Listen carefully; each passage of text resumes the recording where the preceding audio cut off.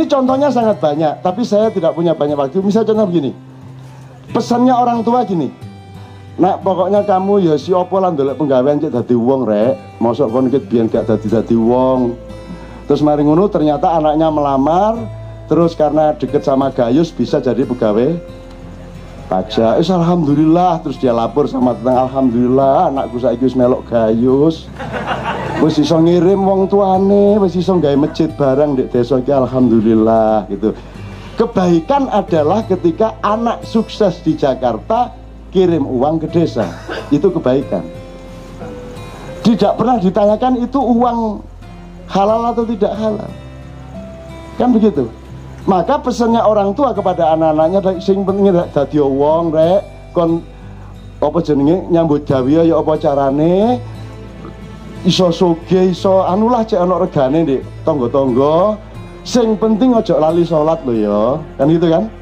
Yang penting jangan lupa sholat. Kalau punya duit ya umroh, kan gitu kan? Nah, ini baik apa buruk? Saya tanya sama Anda. Loh, gini loh. Pokoknya kita cari kekayaan, cari karier sebisa mungkin, semaksimal mungkin, asal tidak lupa sholat. Baik enggak?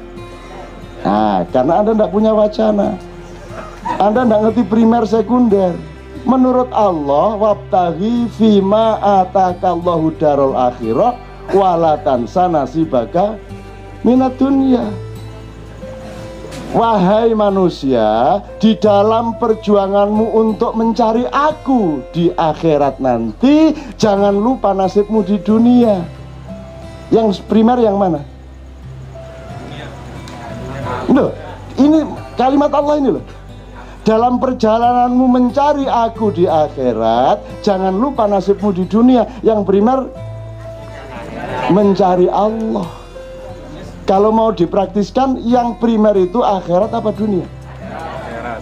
Nah, kalau pesannya orang tua tadi, dunia. Sing penting ojo lali sholat. Nyolong-nyolong gak apa-apa ya. Korupsi sing akeh, sing penting umroh ya. Kan gitu kan? Itu kan cara berpikir masyarakat kita tuh. Betul enggak? Dan bagi koruptor kaya apa begitu ngekai duit gawe masjid dadi wong apik tuh. Karena masyarakat sendiri tidak punya parameter berpikir yang benar.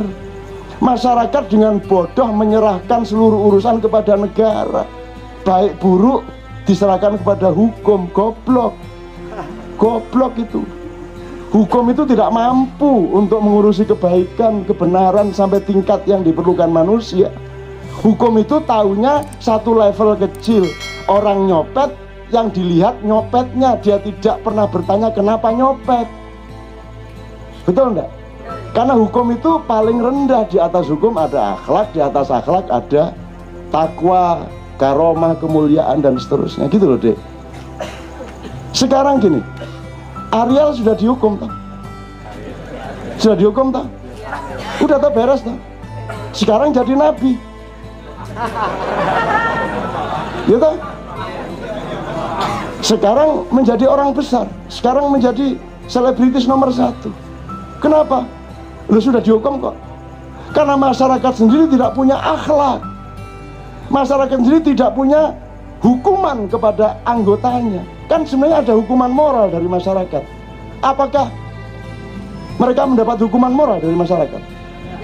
Ariel ini atau siapapun yang pernah bersalah tidak pernah mendapat hukuman apa-apa dari masyarakat. Masyarakat itu lebih penting daripada negara. Tidak ada negara, tidak apa-apa, karena masyarakat tetap ada. Kan begitu. Kalau ada negara, tidak ada masyarakat, ya gak ada negara.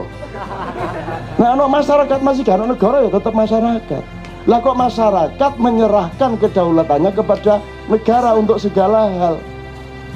Terus nanti kamu rewel loh, kok cuman segini hukumannya, kok cuman segini hukumannya. Lah salahmu dewe, kamu sendiri tidak ikut menghukum. Kewajiban negara menghukum secara hukum yuridis, kewajiban masyarakat menghukum secara kebudayaan dan moral. Tapi hukuman kebudayaan dan moral ini tidak dipegang oleh masyarakat, dicium tangannya. Loh, saya tidak anti Ariel loh. Kasihan loh Ariel ditempatkan di tempat yang tidak semestinya.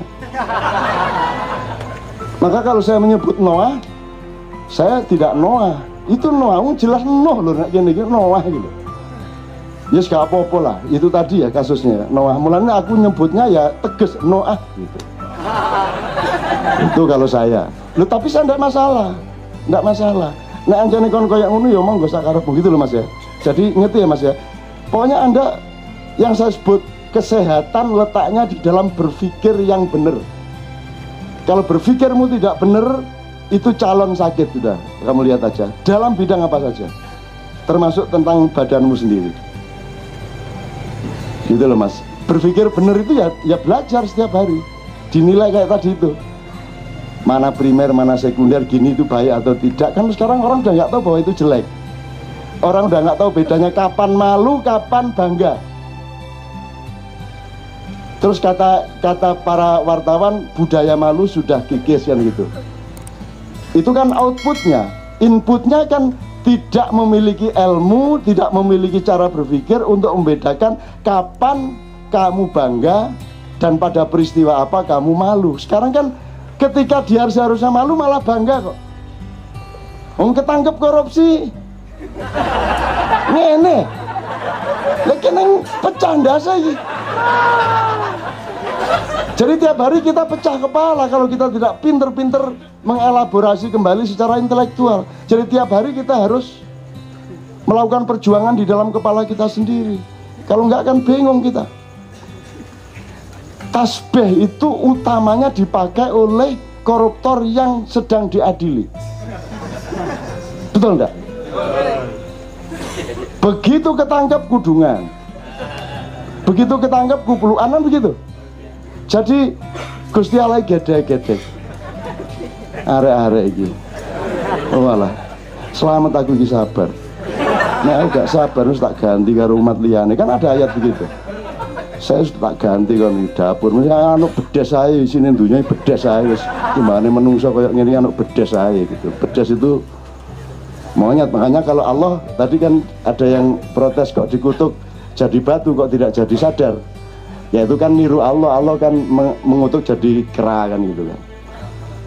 Kera atau ada yang kirodatan khosyiin itu kan.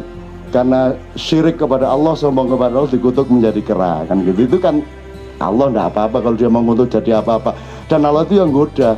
Wong yang dikutuk itu di sana enggak ada kera, kok dikutuk jadi kera. Itu kan enggak takut mereka. Ya Bang ya. Yang dikutuk itu kan orang Yahudi. Ya toh? Di sana enggak ada kera.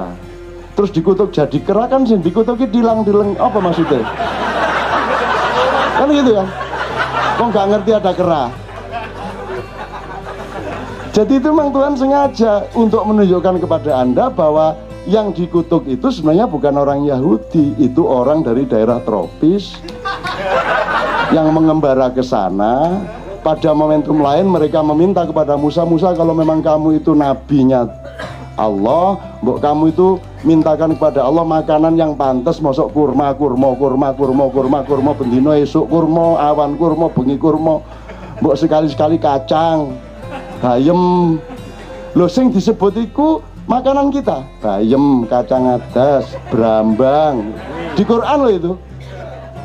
Di Quran itu 4 macam makanan, sayuran, buah-buahan yang ada di tropis, terutama di Pulau Jawa. Lho arek endi iki kan ini kan? Arek endi? Jadi kalau kamu kutuk-kutuk Yahudi ku guyu dhewe. Gusti Allah lek dapurmu iku sapa? Kon iki sing tak dadekno bedes ya kon. Nah, makanya sekarang kera itu ditaruh di Pulau Bali di Sangeh itu. Gitu loh. Nah, di Sangeh itu Anda lihat populasinya tidak pernah tambah. Dari dulu ya cuman segitu jumlahnya, sekitar 300. Sampai sekarang jumlahnya hanya 300 di Sangeh itu. Dan singa dan kera-kera di Sangeh itu kera-kera yang sangat manusiawi. Sangat punya kecerdasan manusia. Nek gak percaya kon sediakan 3 dompet. Yang satu isi receh, ewon gitu ya, 1.500 100 buah. Langsung dibuantung, disuawat nomene. Kalau di kamu isi ratusan ribu, ada 5, ada 10 gitu lah. Nanti diambil ratusan ribunya, terus dia antarkan dompetnya ke Anda. Loh, itu masuk bedes ya, Pak uang ini. Nah kalau isinya dolar, wah itu enak ini langsung deh. Loh, ayo besok ke Sangeh kamu, ayo sediain 3 dompet itu. Kamu lihat, kamu nggak tahu, kamu merendah-rendahkan orang janjane ya awake dhewe iki. Mulane setan-setan itu kan berontak di sana itu. Jamaah haji Indonesia itu banyak tidak berkah, tidak jumlah jamaah haji tidak memperbaiki kehidupan di Indonesia toh. Itu karena setannya di sana juga agak didengarkan sama Tuhan. Begitu jumroh, setannya langsung bengok-bengok nang langit. Niki karepe yen apa padha-padha setane kok bandem-bandem nih.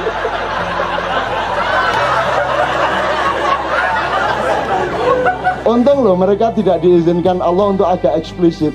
Kalau eksplisit itu mereka mesti demo bikin tulisan-tulisan sesama setan dilarang merempar. Ya apa kan? Tapi gak semaput kon kabeh. Untung loh Allah melarang wis gak apa-apa kon, sing penting kon minggir aja gak kena kan gitu kan. Itu kalau setan diizinkan demo bayangin. Terutama Dadang pemimpinnya paling depan itu. Lu jangan rendahkan setan, saya pindah ke Dadang, jangan rendahkan setan. Setan itu orang makhluk Allah yang sangat menderita. Makanya kurus toh. Karena dia tidak diberi kesempatan untuk menjadi manusia. Dia diberi peluang hanya untuk menjadi trainernya manusia. Dia orang yang mengkursus manusia untuk menjaga dan membangun akhlaknya. Dibutuhkan sparring partner yang namanya iblis dan setan. Nah mereka tugasnya tugas yang penuh penderitaan. Maka mereka tidak masuk surga, tidak masuk neraka. Nggak ono ceritanya iblis dijanjikan Allah masuk neraka. Yo gak kerasa podo genine kok. Kan begitu. Jadi Dadang itu menjalankan Islam secara kafah. Karena dia sepenuhnya menjadi Dadang. Seadanya ya seperti itu. Kafir loh. Kafir itu artinya petani loh, angel meneh tadi. Kafir itu artinya menutupi, cover bed. Cover bed itu kain untuk menutupi kasur. Jadi kata kafir sudah menjadi bahasa Inggris. Cover bed, to cover itu untuk menutupi. Yang melakukan namanya kafir. Kalau pekerjaannya kafaro yakfuru, adjektifnya kufron, kan gitu kan.